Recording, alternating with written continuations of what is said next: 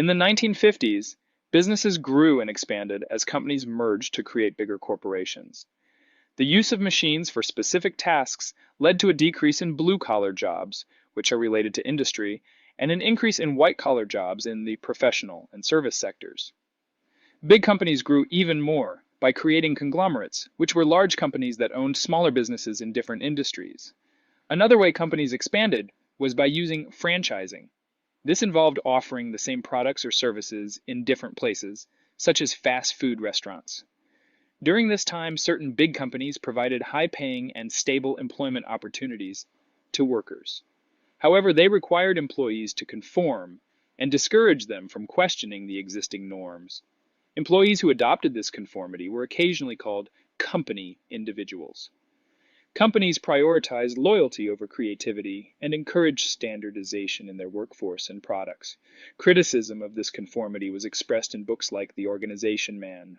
During this time, labor unions worked hard and successfully secured automatic pay raises that were tied to the inflation rate, leading to an increase in union membership. However, the backing for unions decreased as the media exposed reports of corruption and connections to organized crime. The negative portrayals caused a decline in public support for unions in the 1950s. During the 1950s, the American economy was booming and many people enjoyed its benefits. A significant number of Americans worked in cities but chose to live in suburbs, pursuing the American dream of owning a single-family home, having access to good schools, and residing in safe neighborhoods with like-minded people. The post-war period led to an increase in births, known as the baby boom. Families were reuniting after the war, and economic prosperity contributed to this demographic surge. Medical advancements, like Dr. Jonas Salk's vaccine for polio, helped eradicate some childhood diseases, contributing to healthier childhoods.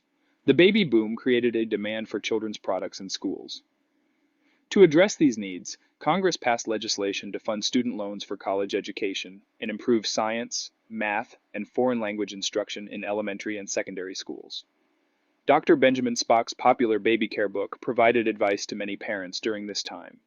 The book emphasized the importance of mothers staying at home with their children, and this domestic role was also glorified in the media.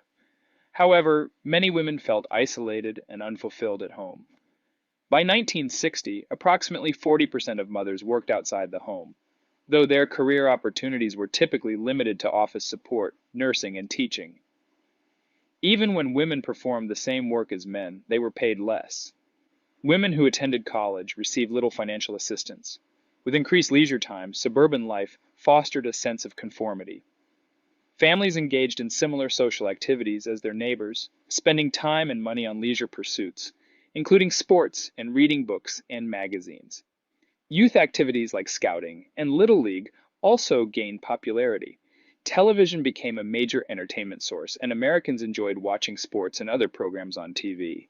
In the 1950s and 1960s, many people were able to buy cars easily because of accessible credit and the affordable cost of gasoline. This led to a big increase in the number of people owning cars. During this time, the quantity of American cars on the road grew from 40 million to more than 60 million. In suburban areas, it became necessary to own a car due to limited availability of public transportation. Individuals were required to commute to their workplaces in urban areas, as well as for their daily tasks and shopping needs. As a result, there was a requirement for additional and improved roadways. To tackle this issue, the United States initiated the construction of a nationwide highway network in 1956. The interstate system also made long-distance trucking easier, which caused a decrease in the use of railroads. Driving has become a widely enjoyed activity in America. Individuals often visited drive-in restaurants and drive-in movie theaters. They started going on faraway trips, which led to the creation of motels and shopping malls to serve travelers. These emerging sectors have made a positive impact on the economy. Nevertheless, the increase in driving has also presented certain difficulties, including the burdensome issue of traffic congestion and the various problems associated with noise and air pollution. The rise in car ownership had a notable effect on cities. A large number of white people left the cities, causing jobs and industries to also leave, leading to a mass departure from the urban areas. Consequently, the inner cities became predominantly populated by people with low incomes, resulting in problems of overcrowding and social difficulties. In the mid 1950s, around 60% of Americans were part of the middle class. This meant that they had enough money to buy different things. Many people started to see consumerism as a way to measure their success. They believed that the more material possessions they had, the more prosperous they were. American businesses met this demand by supplying stores with a large quantity of new products. Consumers enthusiastically bought household appliances like washing machines, dryers, and dishwashers, as well as recreational items such as television sets, barbecue grills, and swimming pools. In order to promote ongoing purchases, manufacturers implemented a marketing tactic known as planned obsolescence. This involves intentionally designing products to become outdated or wear out rapidly.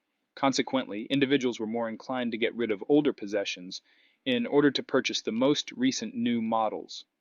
The easy access to credit, such as the introduction of credit cards, contributed to the growth of consumerism. As a result, private debt levels rose. The 1950s were known as the advertising age, with ads being everywhere, including on TV. Advertisers tried to convince Americans to buy things they might not really need by appealing to their desire for status and social standing. The focus on buying things and wanting stuff showed that after the war, Americans were doing well economically and had a lot of money. However, it has also sparked worries regarding the environmental effects and the repercussions of too much debt and waste.